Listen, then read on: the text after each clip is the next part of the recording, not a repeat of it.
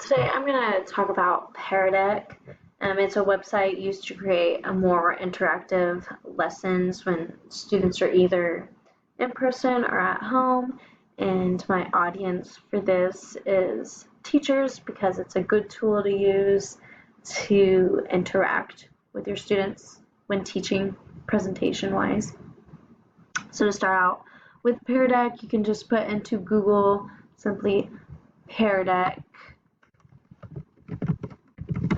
and it will pop up. Go to Pear Deck for Google Slides, and you'll need to make an account. So you'll just go under teacher login and log in with Google. And I'll use my FHSU account.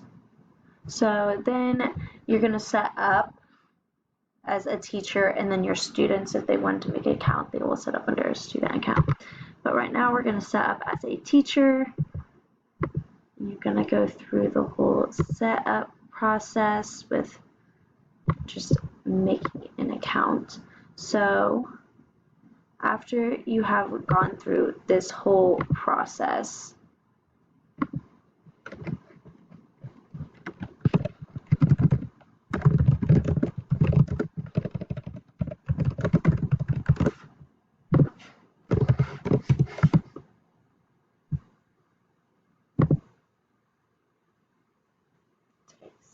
a little bit.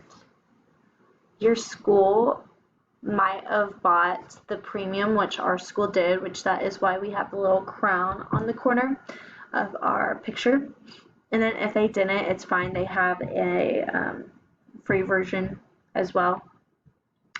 So whenever you get to Pear Deck, it'll have different things you can do. So you can create your own lesson, or you can choose a prompt. So if we go over to choose a prompt, it will give you just multiple different things that you can use to add into your presentation. So I just like to kind of mess with them and see what I like. If you go to this, it'll pop up this little code. So if your kids, say you're doing a presentation, your kids will need to type into joinpd.com. And then once they get there, this will pop up, and they will have to put in this code. So they'll put in you can write it on the board, or you can just put it on your,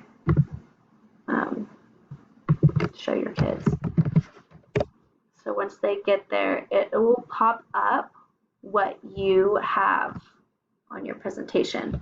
So first it always asks how you're feeling today, and then it'll take you to the presentation. And so I like this tool a lot because it's very interactive. So while you're teaching your kids, they can be doing, like, answering this question as you're talking, which kind of keeps them more engaged in what is happening, so they don't start to get bored or distracted. And so so this is the kids version. It says, what do you wonder about this topic? And you can put anything. I want to learn more. And then that automatically just goes to the teacher so they can see what that kid has typed. So once you push start class, it'll show you right here you have one response, and you can look at those responses. They are up here, which is nice. So you can see, you can push show responses, and it'll show you what the kids are saying, and you can do different layouts of what you want, how you want to see it. And then you can unlock your screen, lock it, you can do new prompts. So I can add something else. Say I want to then add, do you feel comfortable with this one?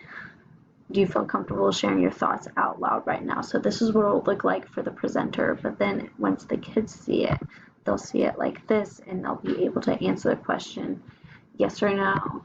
And then once you answer that, it will then tell you again who answered that question. I'll give you kind of like a percentage of how many people answered yes and how many people answered no.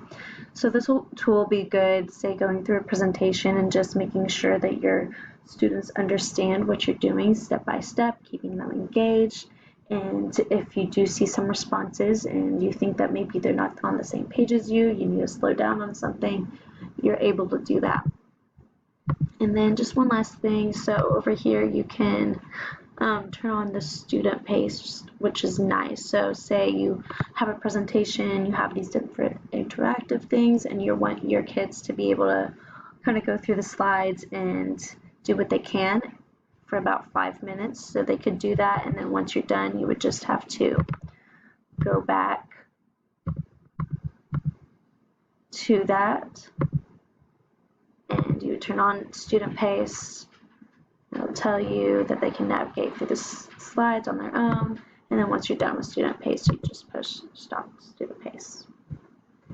So that is about all I have. Once you're done with it, you can push end, you can name it, example session, and then it'll save that session, and you can send everything that you had in there to your kids in the Google Classroom or through Google Slides, which is really nice.